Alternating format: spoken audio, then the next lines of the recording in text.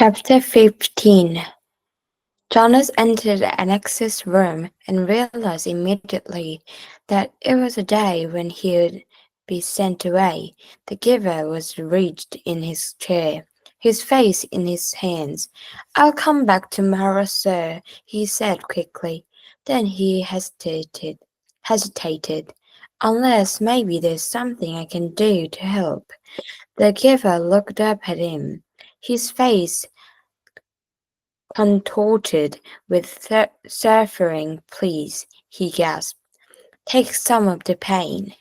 Jonas helped him to his chair at the side of the bed. Then he quickly removed his tunic and lay face down. "Put your hands on me," he directed, aware that in such anguish the giver might need reminding. The hands came, and the pain came with them, and through them Jonas bears himself and entered the memory which was torturing the giver. He was in the confused, noisy, foul-smelling place. It was daylight, early morning, and the air was thick with smoke that hung yellow and brown above the ground. Around him, everywhere, far across the expanse of what seemed to be a field, lay grown men, a wild-eyed horse, its bridle torn and dangling, tortured frantically through the mounds of men, tossing its head, whinnying in panic. It stumbled, finally, then fell, and did not rise. Jonas heard a voice next to him. "Water," the voice said in the parched, croaked whisper. He turned his head towards the voice and looked into the half-closed eyes of a boy who seemed not much older than himself. Dirt streaked the boy's face and his matted blond hair. He lay sprawled, his grey uniform glistening with wet, fresh blood. The colours of the carnage was grotesquely bright. The crimson wetness on the raw and dusty fabric, the ripped shreds of grass, startling green in the boy's yellow hair. The boy stared at him. "Water," he begged again, and he spoke. A new spot of blood drenched the coarse clothes across his chest and sleeve.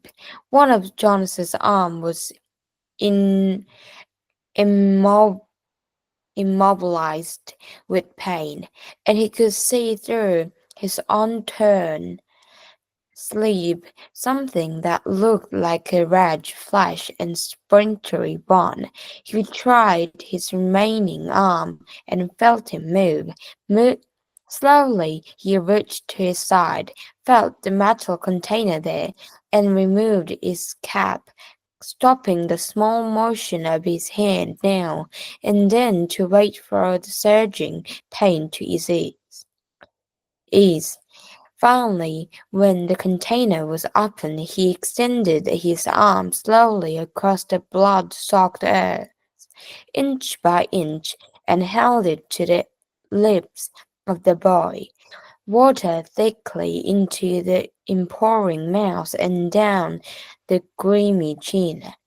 The boy sighed. His head fell back, his lower jaw dropping as if he had been surprised by something. A dull blankness slides slowly across his eyes.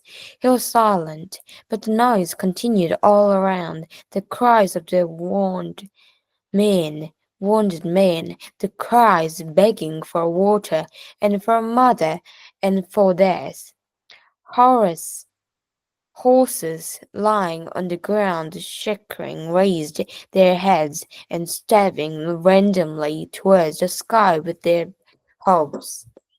hooves. From the distance Jonas could hear the thud of cannons. Overwhelmed by pain, he lay there in the